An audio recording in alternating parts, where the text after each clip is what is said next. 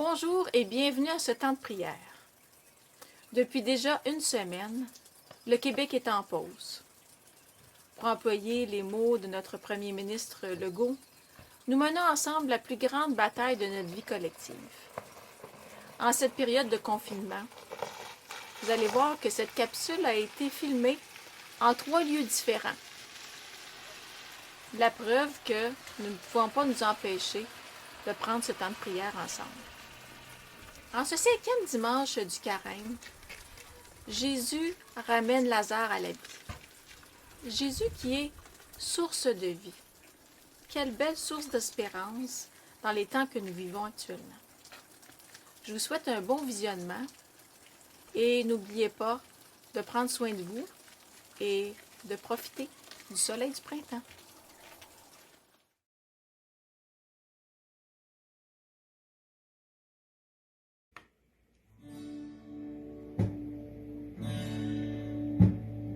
Éclate dans le ciel la joie des anges, qu'éclate de partout la joie du monde, qu'éclate dans l'église la joie des fils de Dieu, la lumière éclaire l'église. La lumière éclaire la terre. Peuple chantez, toute louange, splendeur du pain Jésus, Fils de Dieu. Toute louange, splendeur du pain Jésus, Fils de Dieu. Voici pour tous les temps, l'unique Pâque.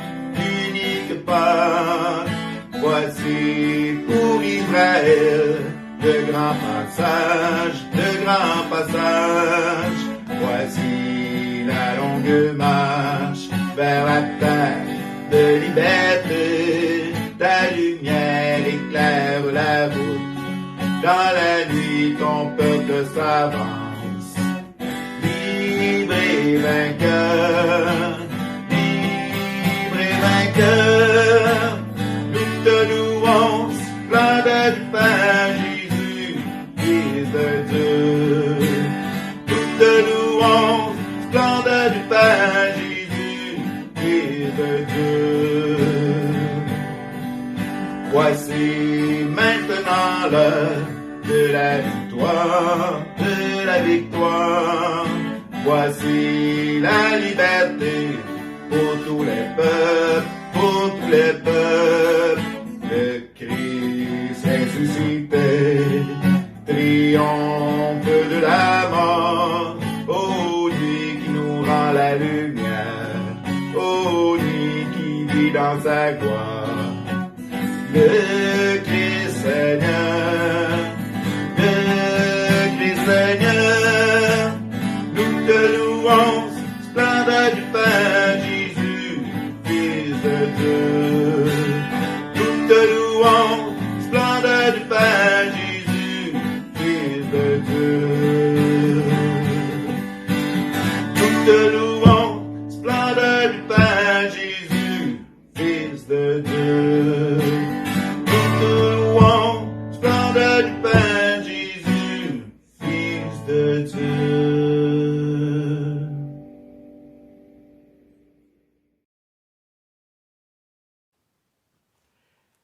Évangile de Jésus-Christ selon saint Jean.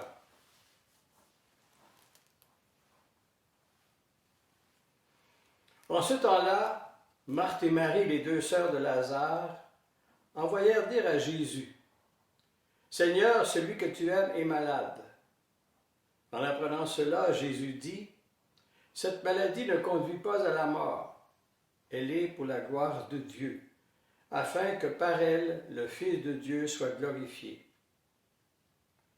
Jésus aimait Marthe et sa sœur, ainsi que Lazare. Quand il apprit que celui-ci était malade, il demeura 2 jours encore à l'endroit où il se trouvait. Puis, après cela, il dit aux disciples, revenons en Judée. À son arrivée, Jésus trouva Lazare au tombeau depuis 4 jours déjà. Lorsque Marthe apprit l'arrivée de Jésus, elle partit à sa rencontre, tandis que Marie restait assise à la maison. Marthe dit à Jésus, « Seigneur, si tu avais été ici, mon frère ne serait pas mort. Mais maintenant encore, je le sais, tout ce que tu demanderas à Dieu, Dieu te l'accordera. » Jésus lui dit, « Ton frère ressuscitera. » Marthe reprit, « Je sais qu'il ressuscitera à la résurrection, au dernier jour. » Jésus lui dit, « Moi, je suis la résurrection et la vie. Celui qui croit en moi, même s'il meurt, vivra. Quiconque vit et croit en moi ne mourra jamais. Crois-tu cela? » Elle répondit, « Oui, Seigneur, je le crois. Tu es le Christ, le Fils de Dieu. Tu es celui qui vient dans le monde. » Jésus, en son esprit, fut saisi d'émotion. Il fut bouleversé et il demanda, « Où l'avez-vous déposé? » Ils lui répondirent, « Seigneur, viens et vois. » Alors Jésus se mit à pleurer. Les Juifs disaient, « Voyez comme il l'aime. » Mais certains d'entre eux dirent, « Lui qui a ouvert les yeux de l'aveugle, ne pourrait-il pas empêcher Lazare de mourir? » Jésus, repris par l'émotion, arriva au tombeau. C'était une grotte fermée par une pierre. Jésus dit, « Enlevez la pierre. » Marthe, la sœur du défunt, lui dit, « Seigneur, il sent déjà. C'est le 4e jour qu'il est là. » Alors Jésus dit à Marthe, « Ne te l'ai-je pas dit? Si tu crois, tu verras la gloire de Dieu. » On enleva donc la pierre. Alors Jésus leva les yeux au ciel et il dit, « Père, je te rends grâce, parce que tu m'as exaucé. Je le savais bien, moi, que tu m'exauces toujours, mais je te le dis à cause de la foule qui m'entoure, afin qu'ils croient que c'est toi qui m'as envoyé. » Après cela, il cria d'une voix forte, « Lazare, viens dehors. » Il mort sortit, les pieds et les mains liés par des bandelettes, le visage enveloppé d'un suaire. Jésus leur dit, « Déliez-le et laissez-le aller. » Beaucoup de Juifs qui étaient venus auprès de Marie et avaient donc vu ce que Jésus avait fait, crurent en lui. Acclamons la parole de Dieu.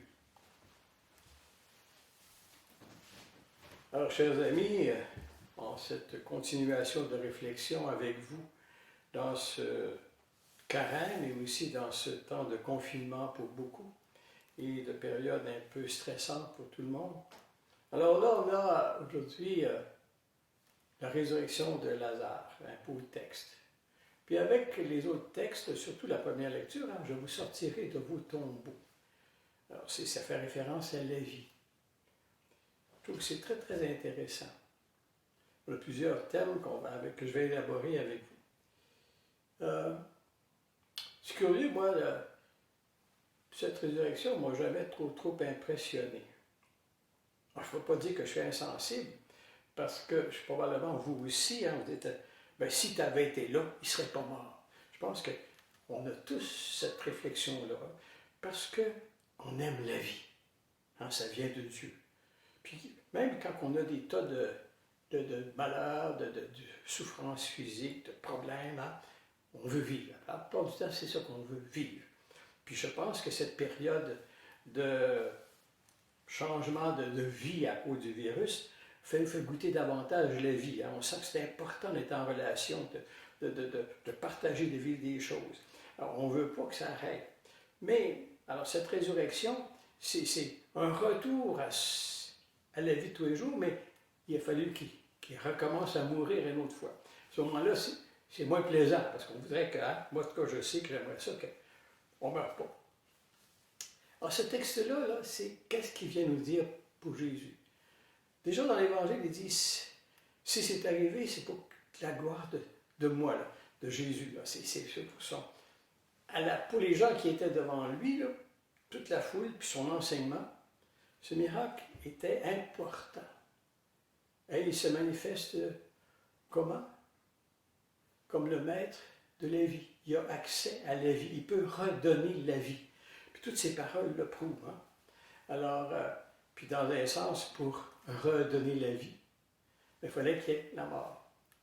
Puis moi, regardez là, méditez ce texte. Moi, j'ai pris la version courte là, pour ce message, mais regardez la version longue. Hein. Jésus prend le temps. Mais il y a plein d'éléments vraiment merveilleux. D'abord, hein, une de ses sœurs dit, il faut faire appel à Jésus. Dans nos vies, là, quand on a la foi, comme Marthe et Marie, qu'est-ce qu'on fait? Hein? On crie vers Jésus. Ça reste un message très important. C'est très important dans notre vie de tous les jours, puis dans notre vie de foi actuellement, là, particulièrement crucial. On s'accroche à quoi? On s'accroche à qui? On s'accroche à Jésus, qui est, hein, avec le Père, maître de la vie. Alors, elle se tourne vers lui. Et puis, on voit aussi hein, comment elle peut nous représenter avec sa foi. Donc, ça peut questionner notre foi. Est-ce que, comme Marthe, on est convaincu, un petit peu, pas mal, beaucoup, pas tellement, que si tu veux, tu peux redonner la vie. Et oui, je crois qu'on va tous ressusciter. Alors, ça peut être un test pour notre vie, ce texte-là, puisque nous vivons présentement. Et on peut être désespéré ou bien retourner, s'accrocher, revenir à l'intérieur de nous, puis découvrir ce Jésus qui est sûr de lui parce qu'il y a quelque chose d'important qu'il veut manifester. Puis il se trouve à illustrer ce qu'on a dans la première lecture, la promesse de Yahvé qui aimait son peuple. Je vais vous faire sortir du tombeau, vous ne resterez pas là, vous allez pouvoir vous épanouir, vous allez pouvoir régner. Mais Jésus ajoute des choses exceptionnelles. Hein? Même si l'on meurt, on vivra tout le temps. Qu'est-ce qu'il affirme? Il affirme, bon, une grande réalité qu'on retrouve dans la deuxième lecture, de façon raccourcie avec Saint Paul. Hein? Notre vie, là, c'est dans le matériel, dans la matière. On appelle ça la chair. On sait c'est quoi. Jadis, on pensait que c'était juste le sexe, mais c'est tout ce qu'on peut toucher. Là. Puis que ce confinement nous fait apprécier davantage. On trouve ça important. Mais là cette vie matérielle, incarnée là, dans notre monde concret, ben il y a la mort. Alors là, Jésus, lui, ça ne l'effraie pas. Si vous croyez en moi, je suis capable de donner la vie pour toujours. Dans le fond, qu'est-ce qu'il vient nous dire, Jésus? Que la vraie mort, c'est de couper l'amitié avec Dieu. De vraiment être retourné sur soi, là, puis ne vivre que pour soi, puis ne plus avoir d'amour, puis d'avoir... Hein, c'est tout ce mouvement-là. Puis ça, c'est terrible. On le sait, on peut pressentir un peu ce que la situation actuelle nous fait vivre, puis le confinement. Quand on est ramassé avec nous autres tout seuls, c'est pas trop. Hein? On a besoin de vie, on a besoin d'aide, on a besoin d'avoir... Hein? On n'est pas la source de la vie. On dépend, on est avec les autres. Alors, Jésus est venu rétablir ça, puis nous dire que hein, on est important, il nous aime. Voyez toute l'affection qu'il a avec Marthe et Marie. S'il dit, il les aimait. Il aimait ça, les là, on peut le deviner. Puis, regardez Jésus, là. À plusieurs reprises, les textes sont sobres, ils ne disent pas tout. Mais il a été reviré à l'envers. Il a été vraiment perturbé. On dit qu'il s'est été frappant, il s'est mis à pleurer, on le rapporte. Donc, Dieu en Jésus, n'est pas indifférent à nos souffrances, n'est pas indifférent à nos morts, mais comme maître de la vie, il ne s'inquiète pas. Si on la perd physiquement, étant avec lui, à coller la soude de la vie, on est toujours vivant dans son cœur et dans son amour. Puis je pense que c'est quelque chose de vraiment exceptionnel. Ce temps de confinement m'amène à cette réflexion-là. On s'accroche à l'intérieur de nous. Qu'est-ce qui est le plus profond dans nous? Ben, c'est de prendre conscience que c'est la source de notre vie, le Créateur. Il nous a fait à son image et ressemblance, et il nous aime. Et partout, tout le temps, dans l'Ancien Testament, on le voit, hein, c'est « reviens, je t'aime, tu es important », puis même n'importe quelle bêtise tu vas faire, c'est plus important qu'on soit en lien amoureux ensemble, que je t'aime, que tu m'aimes, mais que tu le sentes et que tu puisses le goûter.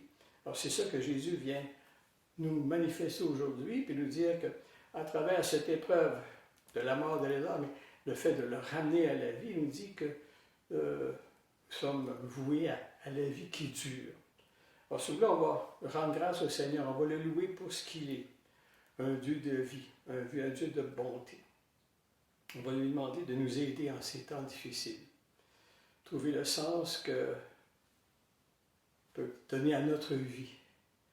Alors, on va lui demander de nous aider à nous tourner vers lui, vers son amour, à nous laisser, à travers tout ce qui peut nous arriver de misère ou de désarroi, de voir qu'il est toujours là. Il ne nous abandonnera jamais. Puis de faire en sorte qu'on puisse apprécier son amour qu'on peut donner aux autres, mais aussi le recevoir par toutes ces personnes qui se dévouent. Alors, tout ce que l'on fait au plan mondial pour faire en sorte que cette crise soit avec des effets les plus limités, mais que la vie dure, que l'amour soit tout le temps là. Puis on voit par tous les chants qui se passent dans tous les pays, et souvent le soir, que la joie dure, que ça passe à travers. C'est ça, dans le fond, le cœur de Dieu. Et on va demander au Seigneur de faire en sorte qu'il soit avec nous, qu'il nous accompagne, qu'on ne désespère pas. Et dans ce sens, si vous voulez, je vais terminer par une bénédiction, que ce Seigneur soit toujours avec vous. Alors que Dieu Tout-Puissant vous bénisse, le Père, le Fils et le Saint-Esprit. Allez et soyez dans la paix du Christ et bonne persévérance.